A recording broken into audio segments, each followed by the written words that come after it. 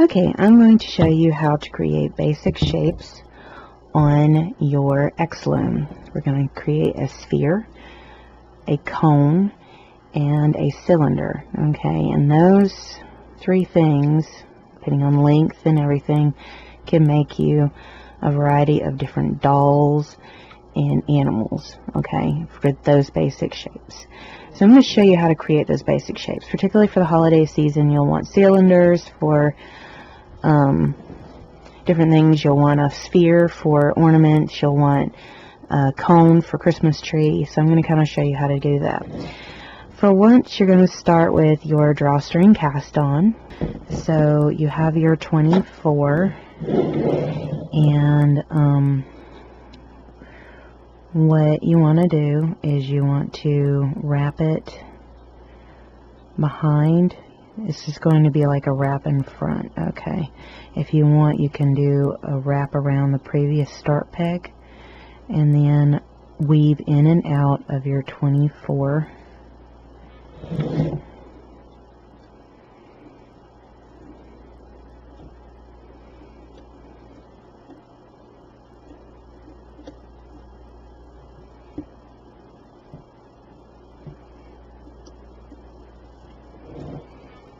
Okay, so you do a usual weave just like you would a regular drawstring cast on. There's nothing different about it. Alright, you're going to knit over that first stitch, wrap around the front, knit over this stitch, wrap around the front, and as you see, you're starting to get a stitch on every peg. But now don't forget, you have parallel pegs. You could end up accidentally skipping one. You don't want to do that, because here is where you could end up skipping one and going to the next, and you don't. You want to make sure you go around the front of that one, because that is a peg that counts.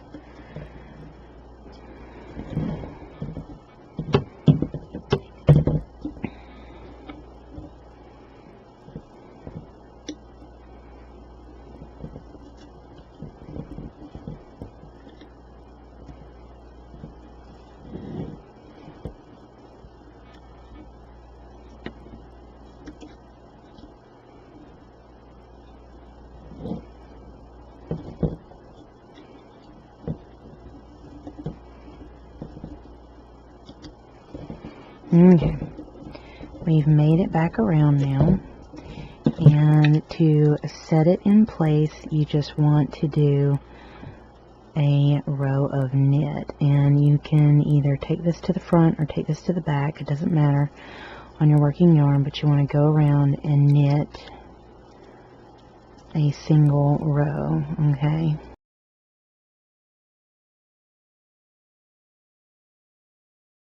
And now we have it set into place. And that is how you do a drawstring cast on. After you do a drawstring cast on and you do a single row of knit, what you're going to do is, this is the process of creating a flat bottom, okay?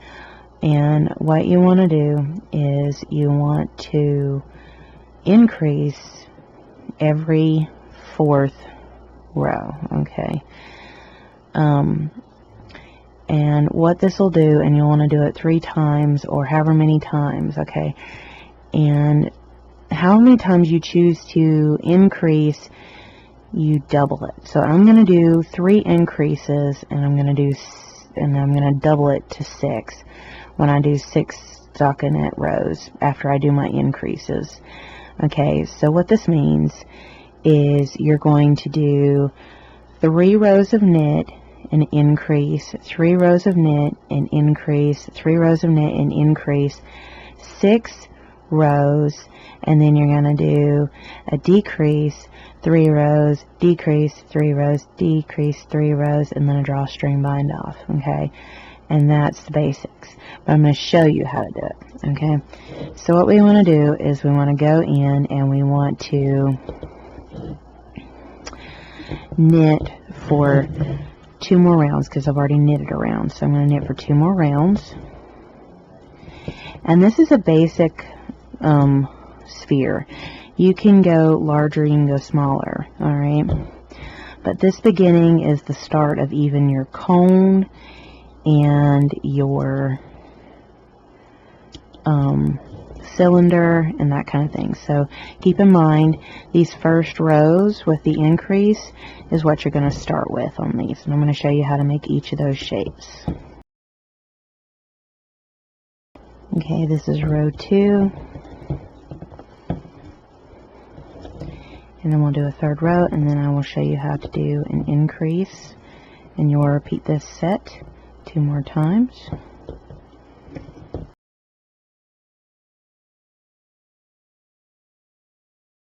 Okay, now we're ready to do our first increase. So what we want to do is we want to knit over to where we're ready to knit our wedge, first wedge peg.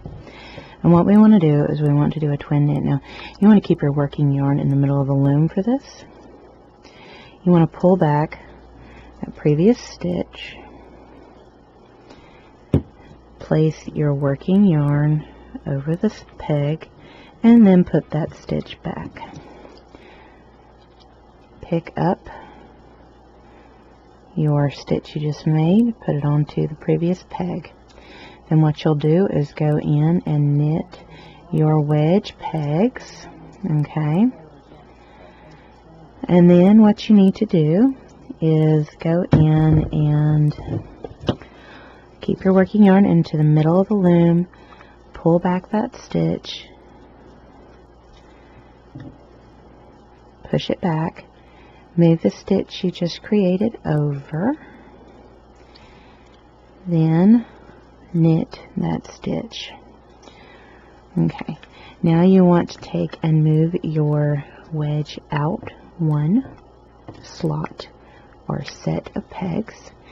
You want to take the stitch you created over here on this peg and move it back, and the stitch you made over here that you moved here over here, and that fills in those pegs. And if you desire a snugger area where your increase is, you can go in and snug up those stitches. Okay, and then at this rate you will knit your way around to the next wedge, and you will do the same process on all 4 wedges. Okay, now you're going to have the working yarn in the middle of the loom. You're going to pull back that previous stitch, place the working yarn in front of the peg, and then replace that stitch you pulled back. Then you're going to find the stitch you just created, because you'll know, because the working yarn will move. You're going to put that on the previous peg, knit your wedge pegs,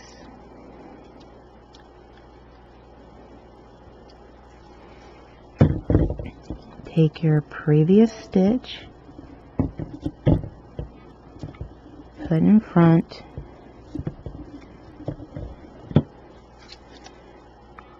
and move over. You're going to do this on all 4 wedges, and you're going to repeat this method. Okay, I would actually like to show you where, before my battery and my computer died, where we left off. And while you see that I've gone ahead and done sets, I'm still going to show you right where I left off on how to do an increase all the way around, okay? So we got as far as here. What you'll do is you'll move your wedge to the next slot or set, move this stitch over to the next peg, this stitch over to the next peg, so that you have stitches all around the corner. I've already knitted my way over to here, and what I'm going to do is pull this stitch back, place the working yarn in front, Then you're going to go and hunt for that stitch. It can sometimes give you trouble. Move it to the previous peg. Knit the 2 wedge pegs. Pull back your previous stitch, wrap around the front, place that back, move this stitch over, knit the bottom loop over, move your wedge to the next set, place the stitch you created here onto that empty peg, and this stitch here onto this empty peg, and you may want to snug up the stitches, alright? You don't have to, but you probably would want to. Then you're going to knit your way over. As I said, I like working this on my lap more than on the table. Alright, we're over here to the next wedge. Now, what you want to do is you want to pull that previous stitch back while having your working yarn in the middle of the loom, wrap it around the front of that peg, and then place that stitch back. Pull the stitch you just created over to the previous peg and knit the wedge pegs. Pull this previous stitch over, wrap the working yarn in front, place that back. So place that on the previous peg and toss the bottom loop over. Now what you want to do is you want to pull this one slot down, and then what you want to do is place these stitches onto the empty pegs, and you will have your increase done for a single row. Okay, now granted you've seen me complete my sets. This finishes up my set, but keep in mind a set includes 3 rows of knit and 1 row of increase. Okay, and you can do however many sets you want. You can do it for however big. If you want a nice ball, you can go to the max out, but just keep in mind however many times you increase, you need to double that number. Okay, so if you do however many rows of increase you do, you double it. So I did 3 rows of increase. I'm going to do 6 rows, see, of stockinette after I do my sets. Alright, so at this point, because I've completed my 3 sets of 3 rows of stockinette and 1 row of increase, alright, I've done that 3 total times. I'm ready to do my stockinette, which is my space between my increase section and my decrease section. So what you want to do for the sphere is knit 6 rows. Now, this beginning is going to work for the cone, the sphere, and the cylinder. Keep that in mind.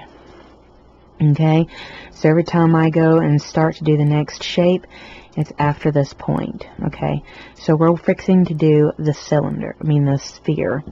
And what you want to do now is you want to knit 6 rows, because we did 3 increase rows. Okay, now if you choose to do 5 increase rows, you do 10 stockinette rows. Keep that in mind when you're doing shaping. Okay, so go ahead and pause the video, get 6 rows done, and then I'll show you the next step to finishing up your sphere. Okay, I have done my 6 rows. I'm now ready to start my decreasing set, which is decrease a row, knit 3 rows, decrease a row, knit 3 rows, until you're down to your 24. Okay, so we're going to decrease, which means we're going to move our wedge in 1 set, move those straggling stitches, I call them, to the wedge pegs all the way around. I always like to preset up my decreases. I always say decreasing is a heck of a lot easier than increasing, but once you get the hang of both, they're beneficial to know how to do both. And the last one. Okay, now you're just going to knit your way around. And then when you get to those pegs with 2 stitches on it, you want to knit both stitches over. Alright, and this is called a 4-wedge decrease, and it's a decrease row as I call it. Everything on the X-Loom is set up in sets a lot of times. And you can change the size that you want if you just change your peg count and you keep the set count going. Alright, it works. Alright, so you're just going to knit your way around, and this is row 1 of this set. Okay.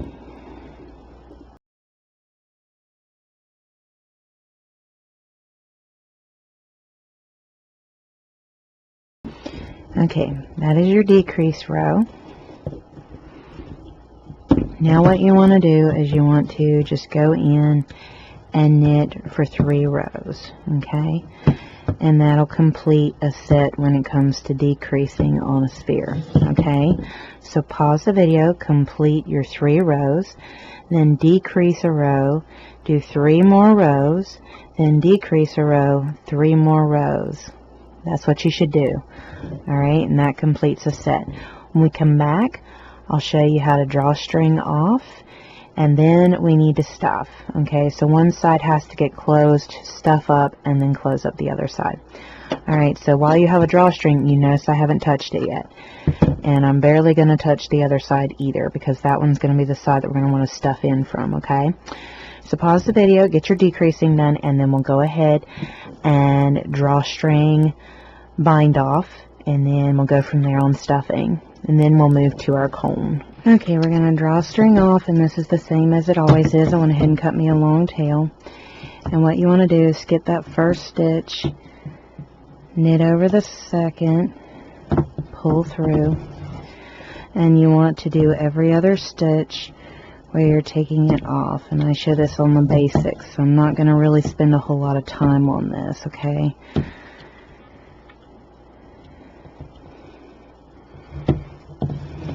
So go ahead and drawstring half the stitches off. We're at the beginning again. We're going to skip that first stitch again and move to the next available stitch and drawstring off all the rest of the stitches. Yes, this is 2 rounds, and I'm going to show you where you can pull to get it tightened. Once we finish this, we will stuff it and do what we need to finish up our sphere, and then we'll move on to the cone shape. So we are almost done with our first shape, and then we can move on and I can show you how to do the next shape. Alright, our last one. Pull through. Alright, and we aren't going to tighten that, okay? We're going to make sure that one stays loose because that's going to be the easiest side to shut down. Alright, so what you want to do is you want to go in and tighten the 1/2 as much as you can. And then what you want to do is thread your needle, and you'll go in and do the star shape that I've shown. So you go in, you pull through, and you flip inside out. And this side is the side that I always suggest sewing up first. Alright, so you want to tighten that as much as possible. Then you want to do the opposite stitch, send through, then go over here to the opposite side, send through, pull, opposite side, send through, and that creates a star stitch which closes it completely. Now you may decide that you would like to go in and make this an ornament and attach one of those candle lights to it. You can actually not bother with that, and you can actually shove that light up into that hole to create an ornament. Okay, and I'm just going to knot that off.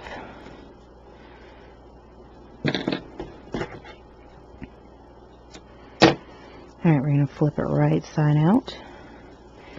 And we are now ready to stuff our sphere. And you can stuff it pretty tight. You don't have to be light with it. You've created this shaping.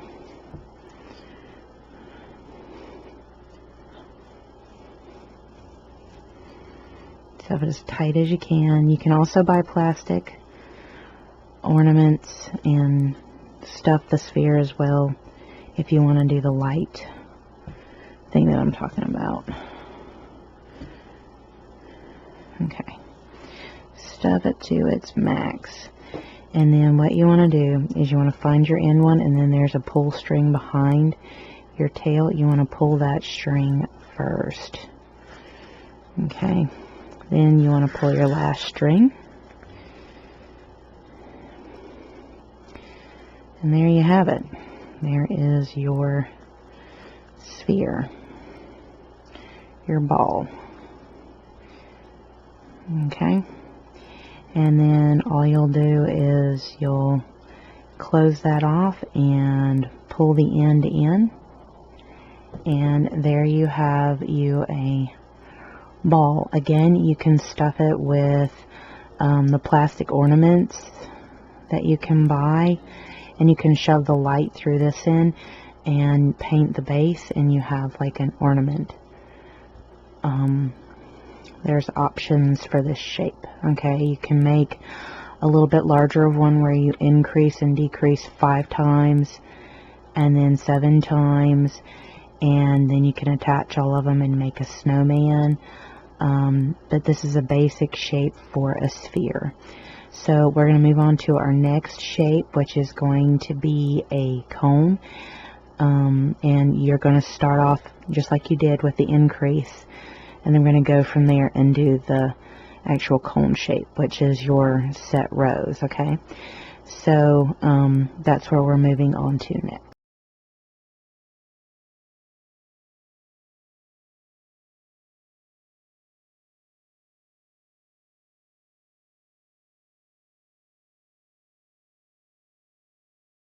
Okay, I'm going to show you how to make a cone. And I've already done my pre-setup, as I showed you earlier. Alright, from here it's time to work at the top of the cone. Now, if you want a long, slender decrease with a tall cone, then you're going to do 20 rows and then a decrease row. If you want it more shallow, you're going to do 15 rows and a decrease row. If you want it extremely shallow, you're going to do 10 rows with a decrease row. As you can see, I'm reducing it by 5. And you can get a pretty shallow cone. So we're going to do somewhere in between. We're going to do 15 rows and then a decrease, okay? But we need to get started. Now, this is the bottom of our tree, okay? Well, in order to make this a distinctive bottom, what I like to do is do a purl stitch, okay, all the way around. So what you want to go in and do is do a row of purl, and this will make it to where it'll give you a nice distinctive fold. Okay, don't ask me how it changes it up. I've just always known it to change up how the garment sits by doing a single row of purl and then going back to a stockinette stitch. Okay, so pause the video and complete a purled row, and then we'll go in and start from there. Okay, I've completed my purled row. Now is time where we start doing our sets. Okay, so what we're going to do is, since we've already done a row, what we're going to do is we're going to do 15 rows of knit. Okay, so 15 rows of stockinette, and then we'll do a decrease row. 15 rows of stockinette and a decrease row, 15 rows of stockinette and a decrease row, and with the drawstring bind off. Okay, that's how this is done. Alright, if you need to see this, here's how it goes. We're going to go in and we're going to knit all the way around for 15 rows, okay?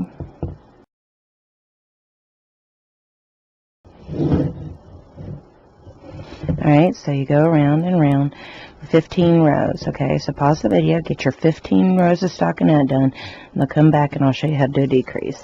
Okay, I've done my 15 rows, and this is what you should see, and you'll see that it's starting to fold flat. Now we're ready for our decrease. This completes a set. So we've done our 15 rows. We want to complete our set. We want to decrease down to the next slot on all 4 wedges.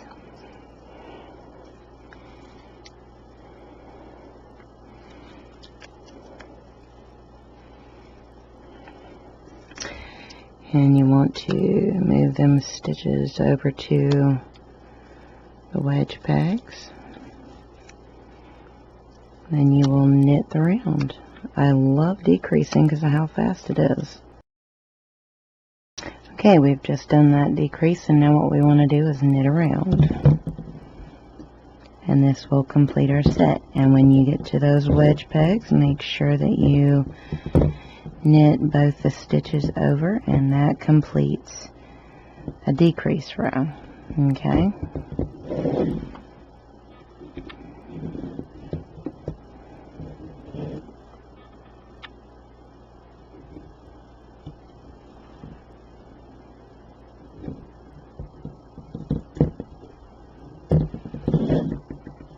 Alright, so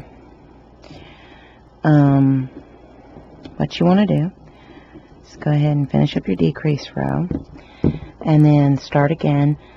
15 rows of stockinette, a decrease row, 15 rows of stockinette, a decrease row, because we did 3 increases out, when we're doing 3 decreases down. Then what you want to do is do your drawstring bind off like we did for the sphere, the exact same thing, except do not pull it tight. You got to be able to stuff this, and if you want it to have a really flat bottom, I'll need to show you how to do a piece of cardboard to be able to stick in the bottom there and then stuff it the rest of the way, okay?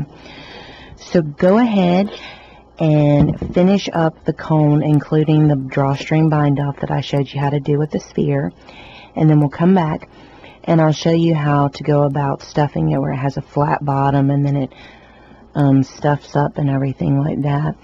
And again, the same concept. If you didn't want to close this up and you wanted to get those little candles, you can put a candle in it and solidify the edges, and it'll light up for you on the inside. So there's another concept for you. Alright, pause the video, get your comb done, and then I'll show you how to finish it up with solidifying the bottom, stuffing it, and that kind of thing, and then we'll move on to the cylinder. Okay, we have finished it, and this is what it should look like with the 3 decreases, and it'll show up more once you tighten that up, but you don't want that tightened up yet. I've already went in and done my star closure underneath, so there's not a hole under there. And now you want to kind of get a solid base so that it has a flat bottom as much as possible. And what I do is I take my center point and put yarn at my center point and stretch out.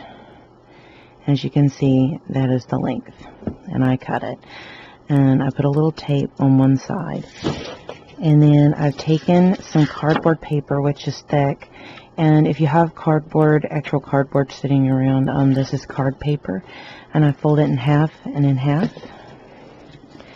and just trying to get a general idea as center as possible.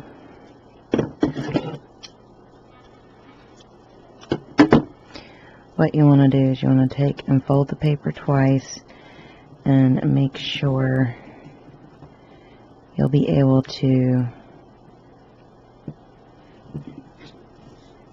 move around. Okay, and this might actually not be big enough. Okay.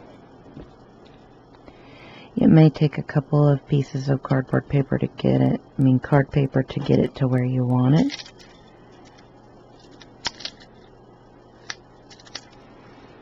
So you have that there, and then you can move it and mark it there.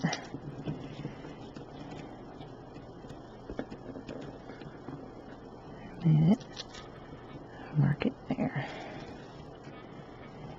And just kind of give you a general marking all the way around.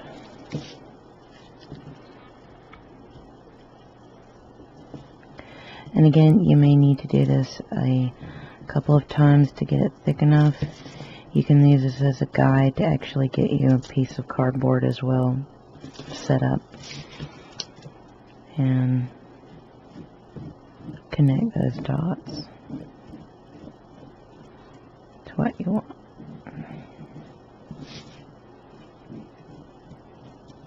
Okay. Take your scissors. Cut.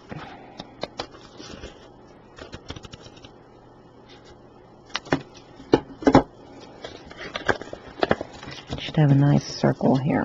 Alright. That'll also give you a base for doing, getting you a cardboard piece done. And yes, that will stretch it out quite a bit because that is the center out. Alright. But if you think you don't want it so stretched out like this, you can do it smaller. Alright.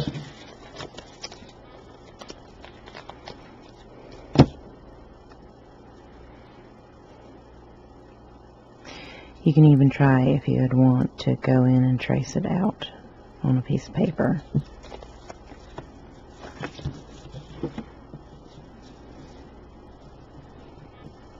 If you want to try it that way. But mostly what you're trying to do is get you a base circle so that you can cut out some cardboard. You can take a few sheets of card paper and you can cut them out and tape them together, and that'll work as cardboard too. Okay. But if you don't want it so stretched out, you can cut it down a little bit. There. That one looks like it'll go better. Alright, so I'm going to go find me a piece of cardboard to be able to cut out to use. And this is my base. And if you're going to make several cones like this, I mean, you don't have to. You can just stuff it as is. But it makes it for a flatter bottom as well to put a piece of cardboard in. And I can show you what it looks like if you want to just stuff it. It just may stick out some and not sit as flat as you'd like. You see it's kind of fluffing up at the bottom. But again, you don't have to put the cardboard in if you don't want to. It's only if you want it to stick flat, like if you're doing a Christmas tree. You want it flat, then you'll want to do that, okay? As you can see. Alright, so you see what I'm talking about when I say if you want to just stuff it, it's going to kind of stick out some at the bottom. Alright, so I'm going to go get my piece of cardboard that I can shove in there. Okay, so I cut me 2 pieces of foam paper and stuck them together, which makes it stiffer. And then I'm going to start shoving this into the base. Because you are going from the narrow end, it may give you a little trouble to get it set up. And there you can see you got the base in. It's nice and flat. Now, you can go in and start stuffing. Okay. And when you think you have it stuffed to the level that you want, and you're ready to tighten it, keep in mind you'll want it probably stuffed a little over, okay, so that it hugs around that. All right. You find your ending point right here. Okay. And there's your ending point, and there's a long pull above it. Pull that first.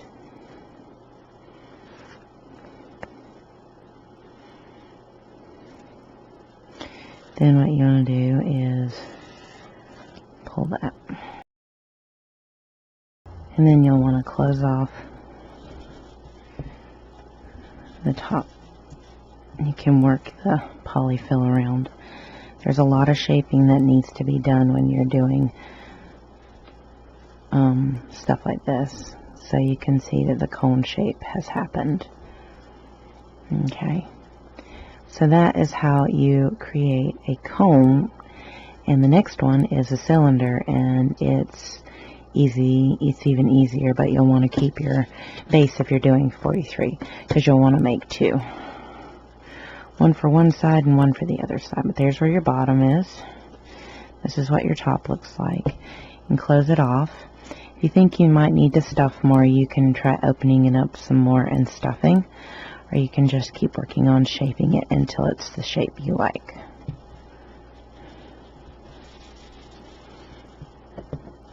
So let's move on to the cylinder. Again, you'll want to start with the base here.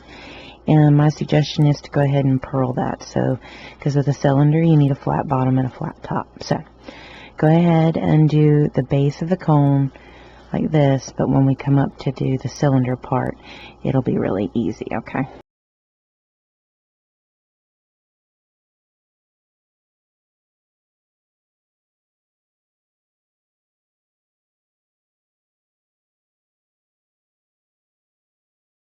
Okay, I'm going to show you how to make the cylinder real quick. As you can see, you do the start off like I explained in the video, the very first bit to increase out, and then you're going to do like you do on the bottom of the cone. You're going to do a purled row, and then you're going to do a stockinette stitch for however many rows you want. Really, it's however tall or short you want your cylinder to be. I'm going to do 30 rows, so I'm going to kind of show you where to go after you do your purl row. You're going to go ahead and knit a row, which for me this will be row 30. So go ahead and pause the video and knit your rows, okay? And then I'll come back and show you the next step, which should be a purl, okay? So pause the video, complete your rows, and I'll come back and show you the next step. Okay, at this point you will want to purl a row because we want to create this at the top like we did at the bottom, okay? So what you'll want to do is you'll want to purl a row. I want to make a note that you can keep in mind with these shapes is that you don't actually have to do the tops or the bottoms. You can do the cone shape for a hat without the bottom. You know, you can do this as a body for a doll without the top. You can just connect it down. After you decrease it, you can connect it down to a sphere and create a body that way, okay? So this is just kind of giving you a general of how to do this, but you can take the tops or the bottom off and connect the shapes, make the shapes a certain way, and create other things. So go ahead and pause the video and purl a row, and then we will finish up the top. Okay, at this point what we want to do is do the same way we finished off our sphere. And what we'll do after we do our purl row, we're going to go ahead and start with a decrease and do a decrease row and then knit 3 rows. So what you'll want to do is go back in the video where you do the last half of the sphere and do the same thing with this. Now, if you're wanting to do this as a doll body, skip the purl row and just finish off like you're doing the top of a sphere, and then you can attach your head and cylinder body base to it and create a doll body, okay? So you're going to start off with a decrease on all 4 wedges. And you're going to do this just like you do the top of the cylinder, alright?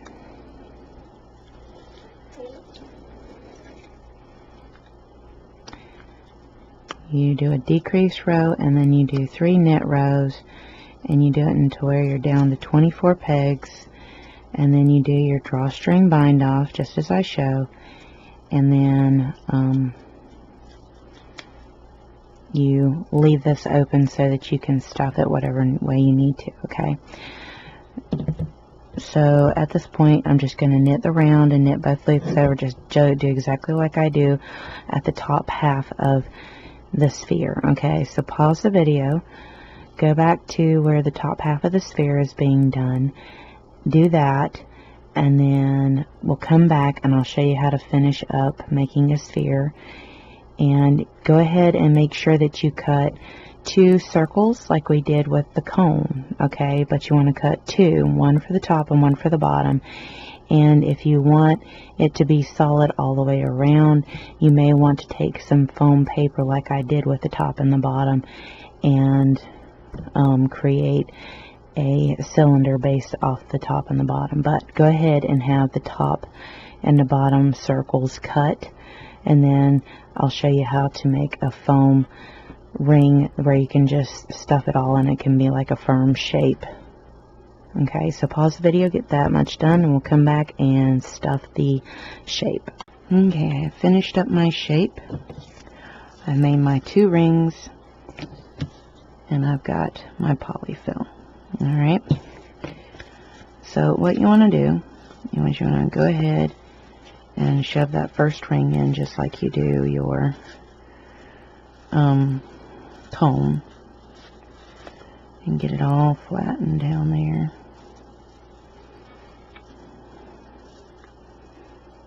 Okay, then go in and just stuff as much as you can, and you may need to stuff and then add the second ring to see if you're getting it the way you want. Okay, then you'll go in and stuff in the next ring,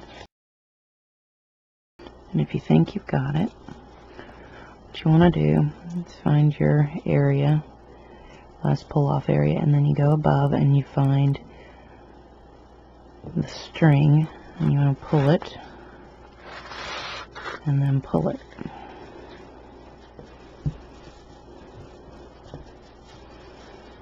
And then you have a cone. Okay, and that is how you make, a cylinder. That is how you make the sphere, cone, and cylinder on the X-Loom. And what you can do is you can take all kinds of different variations of the shapes. You can take and remove the top and do the cylinder, do the cylinder bottom with the sphere top. You can miss doing the bottom of the cone entirely to do a pointy hat.